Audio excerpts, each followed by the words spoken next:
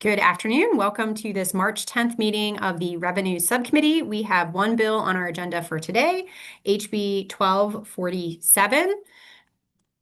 This bill authorizes the proceeds from bonds that Prince George's County or its revenue authority issues to be used for the acquisition, construction, or rehabilitation of an immersive entertainment venue located within an extraordinary development district and authorizes certain tax revenues to be pledged as security for these bonds. We do have one committee amendment that makes the bill an emergency bill. And I will also note that we do have some special guests on today, Jordan Balcom-Colbert, who's with Maryland National Capital Park and Planning, and Katie Parks, who is with Medco, should we need them for questions. So maybe we'll start with the amendment. Is there a motion on the amendment, which just makes the bill an emergency bill? Madam Chair, move favorable on the amendment. Second. Thank you, Delegate Patterson, and seconded by Delegate Griffith. Any discussion on that amendment? And I am going to pause because I need at least one more colleague on camera for voting. Okay, all those in favor of the amendment, please say aye or raise your hand. Okay, that amendment is unanimous. On the bill as amended. Move favorable. Second. Okay, moved by Delegate Patterson, seconded by Delegate Griffith. Any discussion or questions? Delegate Vogel. Madam Chair, thank you. I don't see anyone from the county on here. I know there's been some questions around project labor agreements being included in this legislation. I recall from the hearing that the county had shared their intent to engage in those policies and discussions at the county level. If anyone who's on can answer that, I would appreciate an answer on that. Otherwise, Madam Chair, would love an answer from you. I don't know if either of our guests, if that is in their lane to weigh in on. It might be outside of them.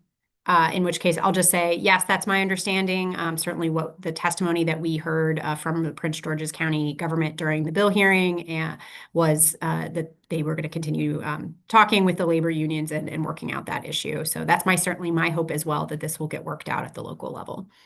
Okay, great. Thank you. Thank you. And Delegate Buckle, just for your context, we have adopted the amendments that make the bill an emergency bill, and we are on the bill as amended having discussion. Thank you, and I appreciate that. I apologize. I had to take a telephone call, and then I literally, I think we're about 25 feet away from each other. Delegate Polakovich Carr is actually going to come to your office because my Zoom wasn't booting up for like 5 minutes. You are always welcome.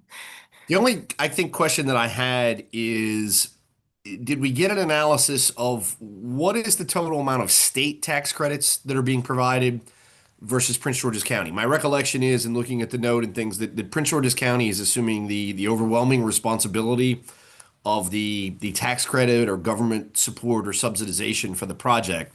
But I wanted to get that sort of divined out before we took a vote.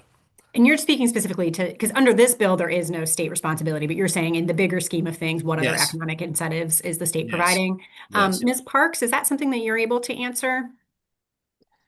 Hello, good afternoon. Katie Parks from Medco. I don't have that information readily available, but I will follow up with the governor's office to provide back to the subcommittee. Okay. That's helpful. Yes. That's fine. Thank you. Okay. And I don't know, George, if you had any information. Unfortunately, I do not offhand. Yeah, I don't either. Delegate Buckle, we will do our best to try to get that information like in the next few hours, recognizing that there's a possibility that this will be on the committee bill list today. Yeah, it has to be publicly available. I recall it when it came out, but I just didn't go back this morning and was able to find it. But that's just important to us to really consider who's fronting the cost. It's a pretty substantial thing. Yeah, no, appreciate the question. And like I said, we'll do our best to try to get that information here pretty expeditiously and get that back to all the subcommittee members. Any other questions or discussion on the bill as amended? Okay, not seeing any. We have a favorable motion on the bill as amended. All those in favor, please say aye or raise your hand. Okay, that is unanimous. Thank you, colleagues. That is it for today. We will probably be meeting again later this week, but just stay tuned on that front. We are adjourned.